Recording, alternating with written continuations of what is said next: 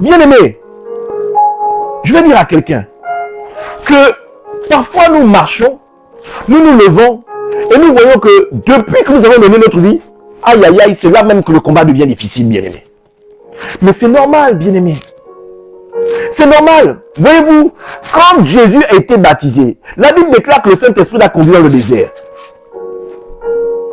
pour vivre le combat. Et qui a été là pour le combattre? Satan lui-même en personne.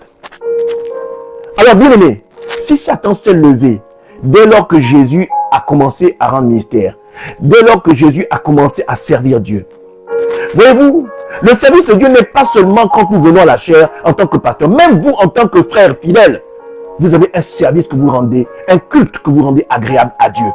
En marchant selon les lois et les ordonnances du Seigneur tout au long de votre vie, vous rendez aussi un culte agréable à Dieu. Amen. Alors, bien aimé, quand vous rentrez dans cette dimension-là, il y a quelque chose de magnifique qui se passe, c'est que vous êtes combattu. Et je veux dire à ceux qui pensent que être combattu est une tare, je veux dire à ceux-là que, en réalité, si vous êtes combattu, c'est que vous êtes dans la vérité.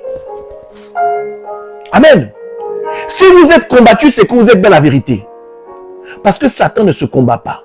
Parce que dès lors que vous êtes toujours dans le monde, il y a comme un endormissement spirituel. Satan aime que vous soyez loin de la lumière de Dieu. Satan aime que vous soyez dans le sommeil. Satan aime que vous soyez conduit par les lois du monde. Parce qu'il sait que, en restant dans les lois du monde, vous êtes perdu. Amen. Satan aime cette disposition-là. Satan veut que vous soyez toujours dans le déni que Dieu existe, toujours dans l'atmosphère du monde, l'atmosphère qui est l'obscurité qui nous éloigne à chaque jour de la lumière de Dieu.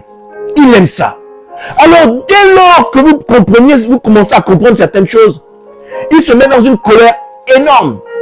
Et à ce moment-là, vous allez comprendre que l'ennemi va se lever comme jamais il ne s'est levé dans votre vie pour commencer à vous combattre. L'on se met à vous combattre durement et longtemps. 1. Pour vous faire perdre pied. 2. Pour vous faire croire que ça n'existe pas, que Dieu n'existe pas. Et 3. Pour vous ramener à lui. Amen.